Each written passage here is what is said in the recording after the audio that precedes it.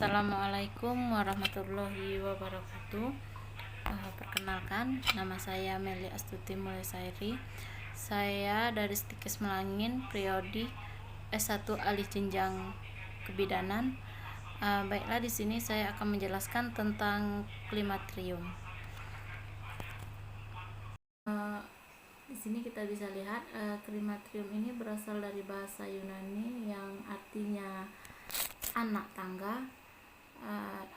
Adapun arti dari klimatrium ini adalah masa-masa yang bermula dari akhir masa reproduksi sampai awal masa senium yang terjadi pada wanita yang berumur 40 sampai 65 tahun. Masa-masa klimaterium yang pertama yaitu pramenopause.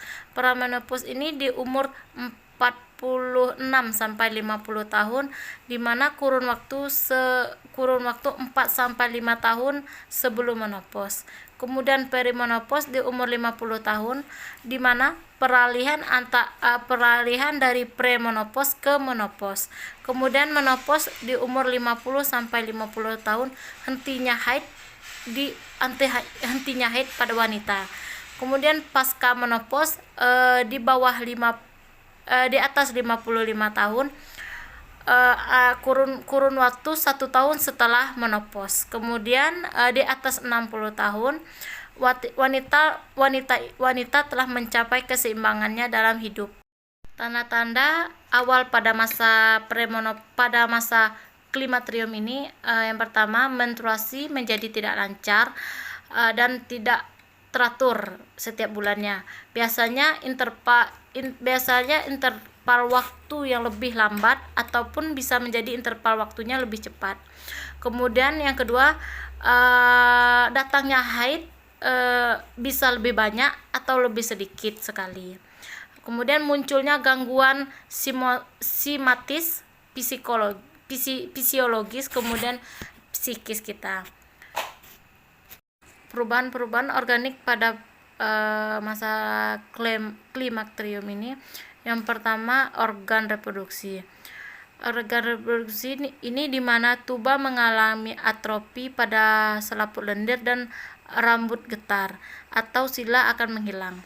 Kemudian uterus mengecil, kemudian serviks akan mengerut sehingga saluran memendek dan menyempit. Kemudian vagina elastis berkurang dan menghilangnya ruge, kemudian dinding menipis. Kelembapan pun berkurang. Yang selanjutnya, vulva akan kehilangan jaringan lemak dan mengakibatkan pengurangan lipatan labia dan berkurangnya tonjolan. Kemudian jaringan dasar panggul akan mengalami atrofi. Perineum dan anus menjadi atrofi karena lemak di sekitarnya menghilangkan. Kemudian ada juga terkadang bisa menyebabkan inkontinensia sphincter ani. Dinding belas mengalami atrofi. Kemudian kendali otot menjadi hilang. Kemudian keluhannya sering buang air besar, sering buang air kecil, susah buang air kecil, tidak bisa menahan buang air kecil. Payudara menjadi datar dan kendur karena atrofi jaringan ikat dan lemak. Puting susu menjadi kecil dan kurangnya erektil, pigmentasi juga kurang. Yang kedua, ada organ pencernaan, di mana organ pencernaan ini terjadinya penurunan estrogen, kemudian mempengaruhi kerja usus halus dan usus besar, menjadi lambat, bisa reabsorbsi berkurang, kemudian konstipasi.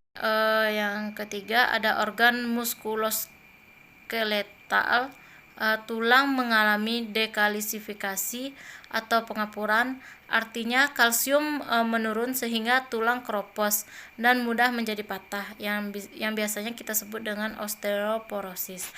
Kemudian peran estrogen, yaitu memiliki efek antiresorpsi pada tulang dan menekan aktivitas osteoklas.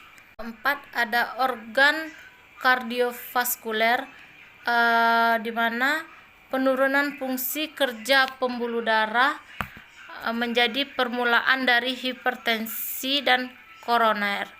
Kemudian hubungan emosi dengan sistem ini menimbulkan jantung mudah berdebar atau palpitasi. Kulit atau dermis, terjadinya penyusutan generalista kolagen dari lapisan dermis kulit, mempengaruhi penurunan asam hyalurinik yang diperlukan untuk pengaturan lemak di bawah kulit. Perubahan psikologis yang terjadi pada masa klimakterium, berhentinya haid, merasa berhenti berfungsinya sebagai wanita. Kemudian usia klimakterium, rata-rata wanita yang berkurang sudah menjadi mapan. Anak-anak telah dewasa, suami mapan, sakit-sakitan, atau merasa ditinggalkan, kurang perhatian, menjadi stres. Ketiga, ada wanita sering dinilai dari kecantikan.